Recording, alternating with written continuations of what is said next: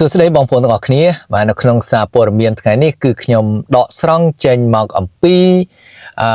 Ukrainska Pravda បាទនេះគឺជាសារព័ត៌មានមួយដែលទើបតែនឹងចេញមកថ្មីបាទនេះគឺតាក់ទងទៅនឹងសង្គ្រាមរវាងអ៊ុយក្រែនជាមួយនឹងរុស្ស៊ីបាទនេះគឺជាព័ត៌មានមួយបន្ទាប់អំពីប្រទេសអ៊ុយក្រែនជាមួយនឹងប្រទេសរុស្ស៊ីនឹងទើបតែនឹងដោះដូរចំណាប់ខ្មាំងរបស់ខ្លួននឹងកាលពីម្សិលមិញហើយកាលពីយប់មិញនោះផងដែរបន្ទាប់អំពីការដោះដូរអ្នកទោសឬក៏ចំណាប់ខ្មាំងរួចស្រាប់តែកងទ័ពរុស្ស៊ីនោះគឺឆ្លៀតឱកាសដែលអ៊ុយក្រែនមិនបានប្រុងប្រយ័ត្នដោយសារ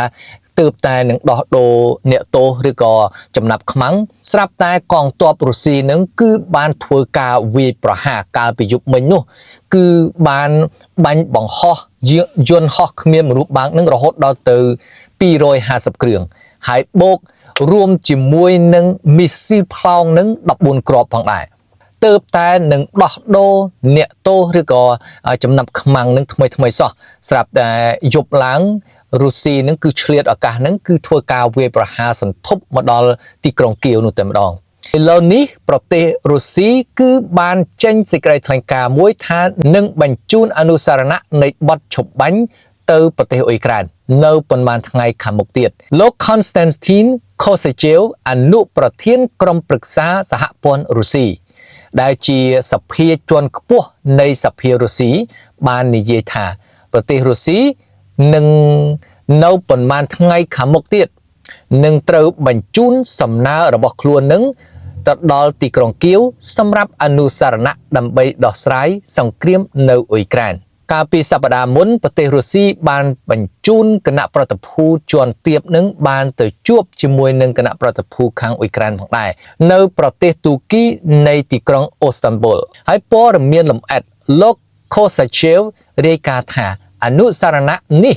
ស្ថិតនៅក្នុងដំណាក់កាលចុងក្រោយនៃការរៀបចំ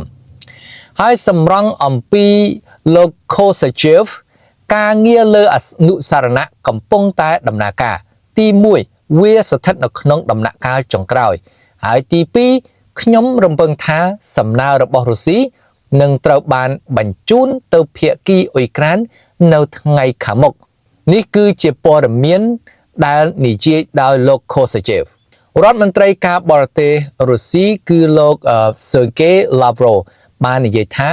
ការងាររបស់រុស្ស៊ីលើអនុស្សរណៈគឺដើម្បីបញ្ចប់អរិភាពនៅអ៊ុយក្រែនគឺស្ថិតនៅក្នុងដំណាក់កាលរីកចម្រើនទៅមុខហើយលោក Lavrov ក៏បានកត់សម្គាល់ថាគ្មានកាលកំណត់សម្រាប់ការចរចាជុំទី2រវាងរុស្ស៊ីនិងអ៊ុយក្រែននោះទេបាទនេះគឺរដ្ឋមន្ត្រីការបរទេសគឺលោក Sergei Lavrov នឹងគឺបាននិយាយថាកិច្ចចរចានឹងមិនមានពេលកំណត់ថាពេលណានឹងបានជួបគ្នាចរចាជាលើកទី2នោះទេប៉ុន្តែបើយោងទៅតាមលោក Kosachev នឹងគឺថានឹងផ្ញើអនុស្សរណៈមួយទៅភាគីអ៊ុយក្រែនបាទគឺដើម្បីតាក់ទងទៅនឹងដើម្បីដោះស្រាយនៅចំនួននឹងឲ្យបានចប់ហើយប្រធានាធិបតី Vladimir Putin ក៏បានអះអាងថារុស្ស៊ីគឺត្រៀមខ្លួនជាស្រេចដើម្បីធ្វើការលើអនុស្សរណៈជាមួយនឹងអ៊ុយក្រែនដែលនឹងរួមបញ្ចូលជាមួយនឹងបទឈប់បាញ់ដែលអាចកើតមាននៅក្នុងរយៈពេលណាមួយជាក់លាក់ហើយលោកពូទីនក៏បាននិយាយផងដែរថាទំនាក់ទំនងត្រូវបានបន្តរវាងក្រុមចរចាដែលបានជួបគ្នានៅទីក្រុងអ៊ីស្តង់ប៊ុលនោះហើយនៅថ្ងៃទី19ខែឧសភាប្រធានាធិបតីអ៊ុយក្រែនគឺលោក Vladimir Zelensky ក៏បាននិយាយផងដែរថាខាងទីក្រុងគៀវនឹងរងចាំសម្រាប់កំណែនៃអនុស្សរណៈរបស់រុស្ស៊ី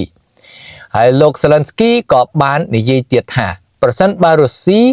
ស្នើអនុស្សរណៈយើងនឹងអាចបង្កើតនៅចក្ខុវិស័យរបស់យើងផងដែរ